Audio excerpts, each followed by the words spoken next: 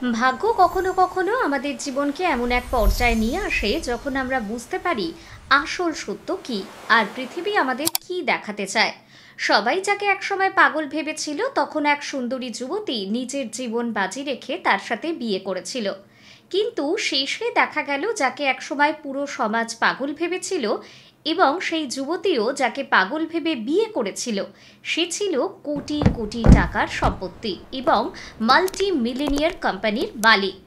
আর তারপর যা ঘটল তা দেখে পুরো সমাজ কেঁপে উঠল। বন্ধুরা, যদি এই সত্য ঘটনাটি আপনার হৃদয়কে ছুঁয়ে যায় তবে ভিডিওটিকে লাইক ও চ্যানেলটিকে সাবস্ক্রাইব করুন। আপনি কোন শহর বা গ্রাম থেকে ভিডিওটি দেখছেন তা কমেন্টে জানাতে ভুলবেন না। সূর্যের কিরণ জানালা দিয়ে ঘরে ঢুকছিল, কিন্তু সেই আলোতেও রিয়ার মুখে কোনো উজ্জ্বলতা ছিল না।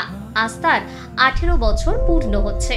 এই দিনটাকে প্রতিটি মেয়ে নিজের নতুন জীবনের শুরু বলে মনে করে, কিন্তু রিয়ার জন্য এই দিনটা যেন কোনো শাস্তির মতো ছিল। তার বাবা দেবেন্দ্র সিং ছিলেন পূর্ণ চিন্তাধারার মানুষ, যিনি নিজের সম্পত্তির থেকেও বেশি নিজের মান সম্মানের জন্য ক্ষুধার্ত ছিলেন। বহু বছর আগে রিয়ার দাদু এক প্রপার্টি কন্ট্রাক্ট করেছিলেন, যেখানে লেখা ছিল যদি এই পরিবারের মেয়ে 18 বছরের মধ্যে বিয়ে না করে তবে পুরো সম্পত্তি দান করে দেওয়া হবে। সেই এক লাইনই রিয়ার জীবন বদলে দিতে চলেছিল।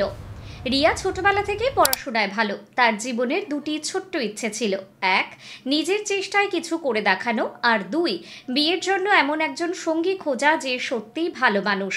কিন্তু ভাগ্য তার জন্য এমন কিছু পরিকল্পনা করে রেখেছিল যা সে কল্পনাতেও ভাবেনি। সকাল প্রায় 9টা। ঠিক তখনই রিয়ার মা শীতলা দেবী তার কাছে এসে বললেন, আজ তোমার বিয়ে। রিয়া চমকে উঠে মায়ের হাত ধরে বলল, কার সঙ্গে? আমি তো প্রস্তুত নই। এটা আমাদের বাধ্যবাধকতা মা। আজ বিয়ে না হলে সব শেষ হয়ে যাবে, তোমার বাবার সবকিছু নষ্ট হয়ে যাবে।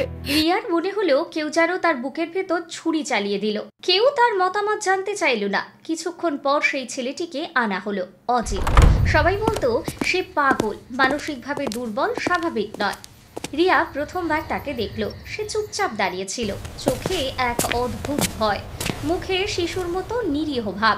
আত্মীয়রা ফিসফিস করছিল, এই মেয়ের জীবনটা কেন নষ্ট করা হচ্ছে? ছেলেটা তো একেবারে পাগল। দেবেন্দ্র তো শুধু কনসাক বাঁচানোর চিন্তা।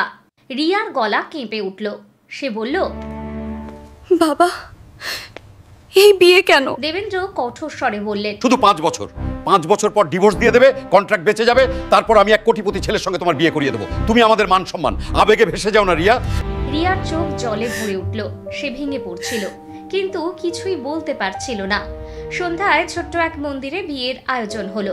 পুরোহিত মন্ত্র পড়া শুরু করলেন। অজিত হালকা করে রিয়ার দিকে তাকালো। তার চোখে কোনো পাগলামি ছিল না, ছিল কেবল ভয়, একাকিত্ব আর কাউকে হারানোর প্রবল আশঙ্কা। রিয়া তার চোখে এমন এক সত্য দেখল যা অন্য কেউ দেখেনি। মঙ্গলসূত্র পরানোর সময় অজিতের হাত কাঁপছিল, রিয়া তাকে ছেড়ে চলে না যায়। বিয়ের পর সবাই চলে গেল। রিয়া প্রথমবার আস্তে আস্তে জিজ্ঞেস করলো, তুমি কি সত্যই পাগল? অজিত তার দিকে না তাকিয়ে বলল, আমি খারাপ নই, শুধু আলাদা। তার গলায় ছিল শিশুর মতো ভাঙা কাঁপা সুর। রিয়ার হৃদয়টা যেন গলে গেল।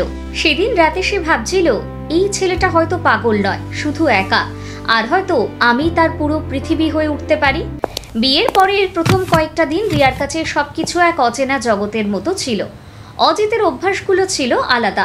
কখনো সে খেলনা জাতীয় ছোট ছোট জিনিস যত্ন করে রাখত, কখনো এক প্রশ্ন বারবার করত, কখনো হঠাৎ ভয় পেয়ে রিয়ার হাত ধরে ফেলত। সবাই যাকে পাগল বলতো, রিয়া ধীরে ধীরে বুঝলো সে পাগল নয়, সে ভীষণ নির্বল। সে কোনো কিছু বুঝতে পারে না যতক্ষণ না কেউ ভালোবাসা দিয়ে বোঝায়। রিয়া ঠিক সেটাই করতে শুরু করলো। ভালোবাসার সঙ্গে তাকে প্রতিদিন খেতে দিত, তার সঙ্গে কথা বলতো। অজিত সবসময় তার দিকে শিশুসুলভ দৃষ্টিতে তাকিয়ে থাকত। সেই চোখে ছিল এক বিশ্বাস।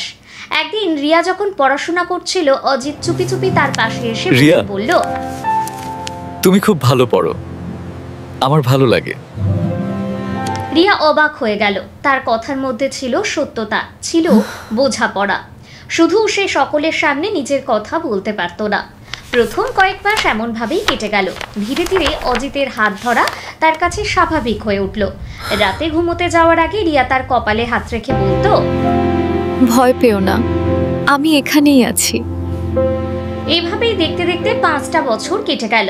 এখন রিয়া অজিতকে ছেড়ে যাওয়ার কথা ভাবতেও পারত না, কিন্তু তার মা বাবার কাছে এই সম্পর্কটা ছিল কেবল একটা কন্ট্রাক্টের খেলা। 5ম বছরের সকালে দেবেন্দ্র সিং ঘরে ঢুকে রাগে চিৎকার করে বললেন, তৈরি হও, আজ ডিভোর্স দিতে হবে। তোমার বিয়ে শর্মা ইন্ডাস্ট্রিজের কোটিপতি ছেলের সঙ্গে ঠিক হয়ে গেছে। বাবা, আমি ডিভোর্স দেব না। এই প্রথমবার সে গলা উঁচু করলো। শীতলা দেবী তৎক্ষণাৎ বললেন, রিয়া, ওই ছেলে পাগল, তার জীবন থেকে বেরিয়ে এসো। কোটিপতি ছেলে তোমার জন্য অপেক্ষা করছে। সে প্রথমবার নিজের মনের মা, কথা বলল। আমি তাকে ছেড়ে বাঁচতে পারবো না। সে পাগল নয়, শুধু একা। আর এই 5 বছরে আমি তাকে ভালোবেসে ফেলেছি। চুপ! আমরা এসব ভালোবাসা মানি না। যে স্ট্যাটাসে তোমাকে বড় করেছি, আমাদের ইচ্ছে মতো সেভাবেই তুমি জীবন কাটাবে। রিয়া হতাশ চোখে অজিতের দিকে তাকালো। অজিত চুপচাপ দাঁড়িয়েছিল, বুঝতে পারছিল না সবাই তাকে কেন ছেড়ে দিতে চায়। সে বলল, রিয়া, যদি তুমি চলে যাও আমি কি করব? এই কথা শুনে রিয়ার বুক কেঁপে উঠল। সে তৎক্ষণাৎ অজিতের হাত ধরে বলল, আমি কোথাও যাচ্ছি না। তুমি আমার আর আমি তোমার।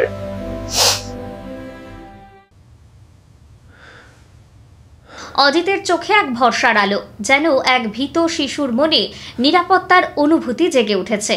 কিন্তু অন্যদিকে তার বাবা মা ইতিমধ্যে সিদ্ধান্ত নিয়ে ফেলেছিলেন, আজ ডিভোর্স হবে। তারা ভেবেছিলেন তারা তাদের মেয়েকে বাঁচাচ্ছেন, অথচ তারা বুঝতে পারছিলেন না মেয়ের সবচেয়ে প্রিয় জিনিস, তার ভালোবাসাটাই তারা কেড়ে নিচ্ছেন আর তার জীবনটা অন্ধকারে ঠেলে দিচ্ছেন।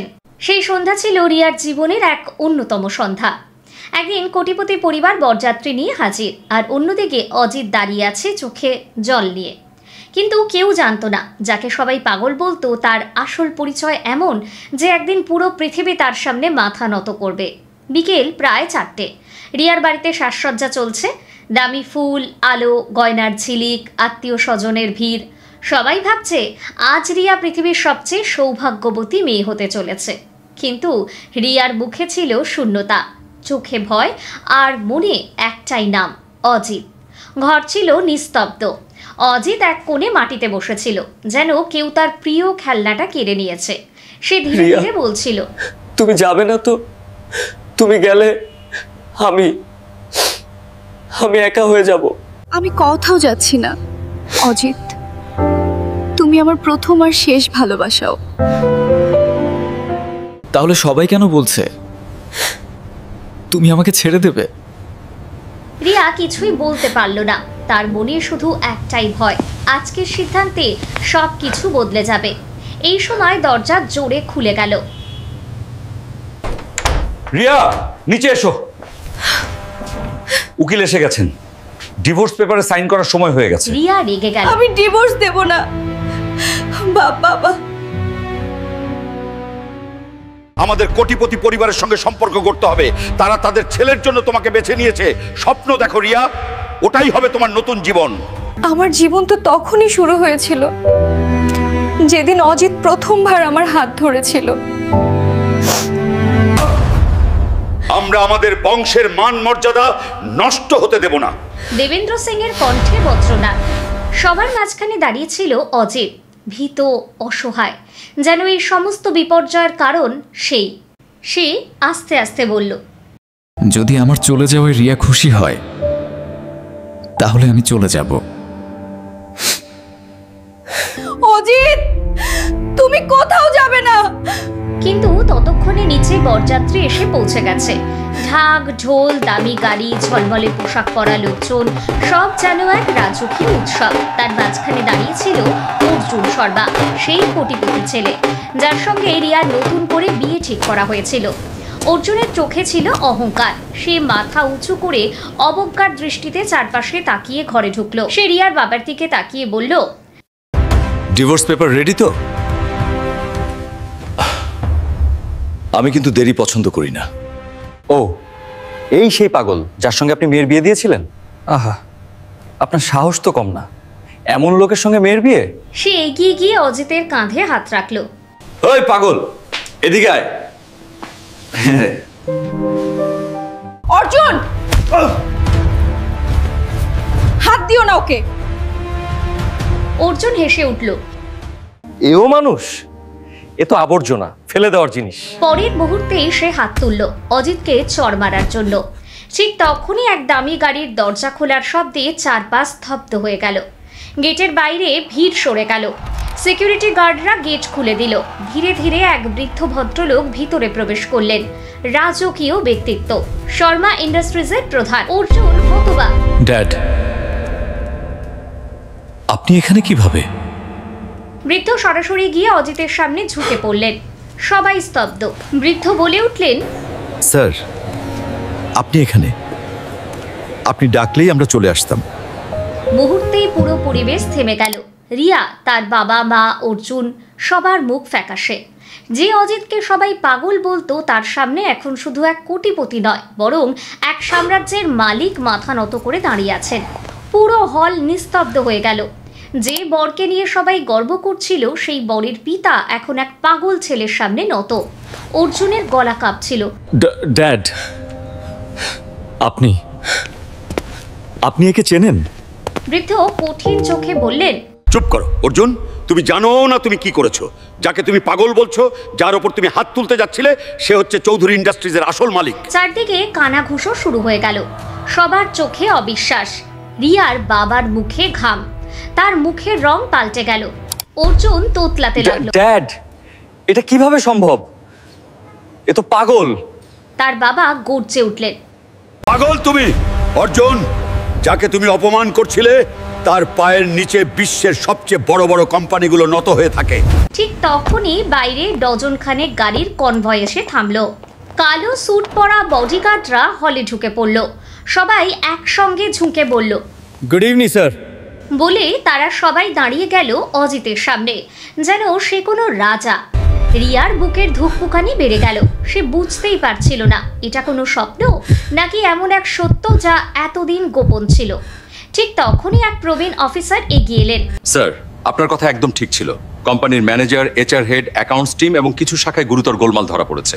আপনার নির্দেশে আমরা তদন্ত শেষ করেছি। অর্জুন চিৎকার করে উঠল, কোন তদন্ত?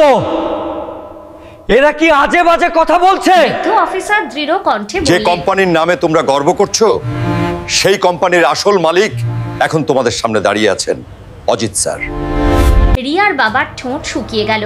হলঘরে নীরবতা। সবাই তাকিয়ে রইল সেই পাগল বলে উপহাস করা ছেলেটির দিকে, যে আজ চৌধুরী ইন্ডাস্ট্রিজের আসল অধিপতি হিসেবে নিজের পরিচয় প্রকাশ করলো।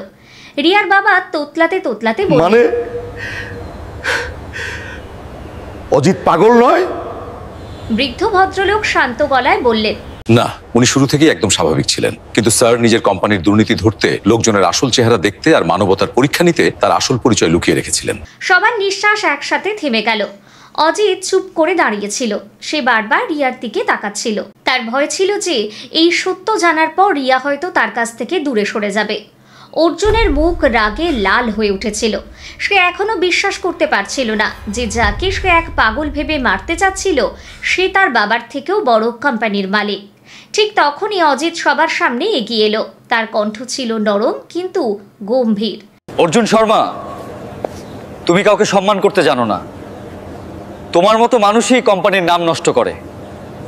অর্জুনের সব পাস বাতিল করো, ওর ফ্ল্যাট খালি করিয়ে দাও, আর এক্ষুনি ওকে কোম্পানি থেকে বরখাস্ত করো। অর্জুনের পায়ের তলা থেকে মাটি সরে গেল। না স্যার, প্লিজ। ড্যাড, কিছু বলুন। কিন্তু অর্জুনের বাবা তখনও মাথা নিচু করেছিলেন, কারণ তিনি সত্য জানতেন।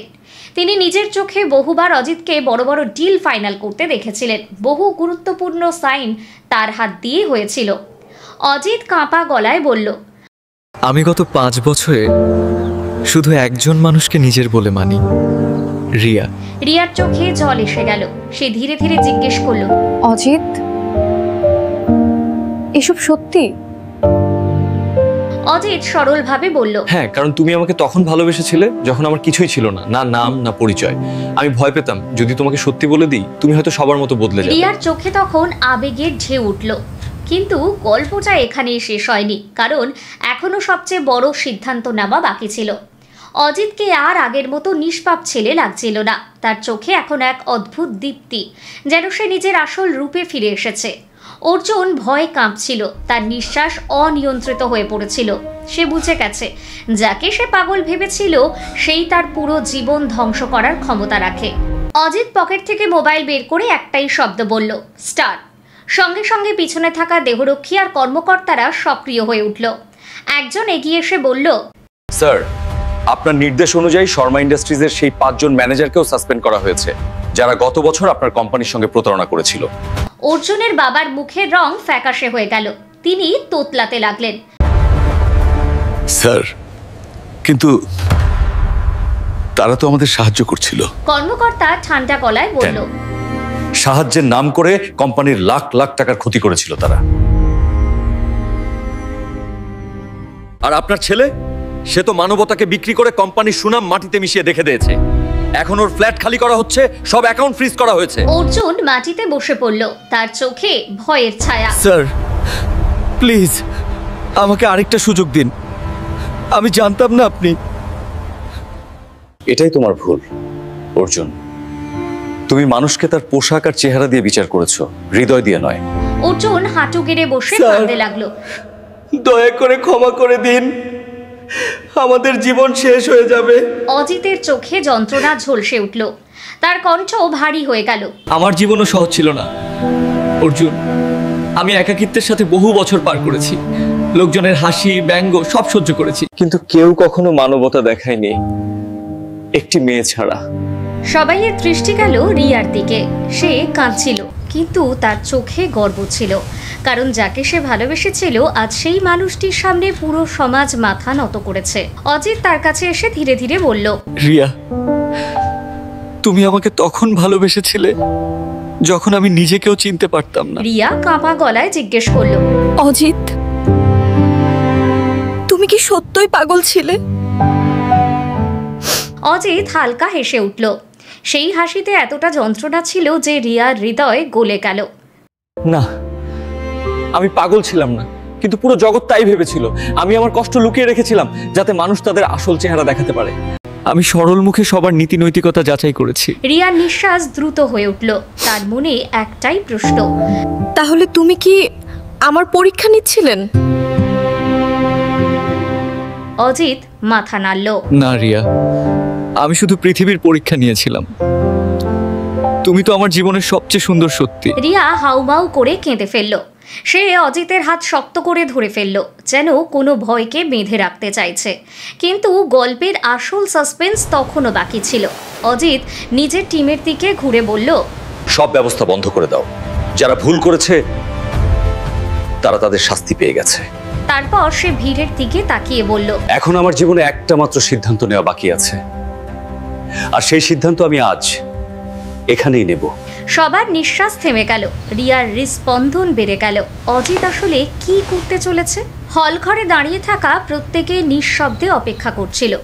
অজিত রিয়ার হাত ধরে সামনে এগোলো। তার দৃষ্টি শুধু রিয়ার দিকেই ছিল, যেন এই পৃথিবীতে তার আর কেউ নেই।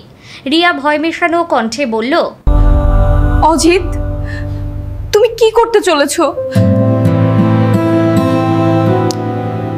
অজিত তার চোখের জল মুছে দিয়ে বলল, যা আমার 5 বছর আগেই করা উচিত ছিল। অজিত বলতে লাগলো, আজ আমি এই মেয়েটিকে আমার জীবনের আসল অংশ বানাতে চলেছি। 5 বছর আমি নিজেকে তোমার থেকে দূরে সরিয়ে রেখেছি, তোমার সামনে নিজেকে দুর্বল দেখাইছি, কিন্তু তুমি হৃদয় থেকে আমাকে ভালোবেসেছো। রিয়ার চোখ জলে ভরে গিয়েছে। তাহলে সেই দিন তুমি যখন বলেছিলে তুমি আলাদা, তার অর্থ এটাই ছিল?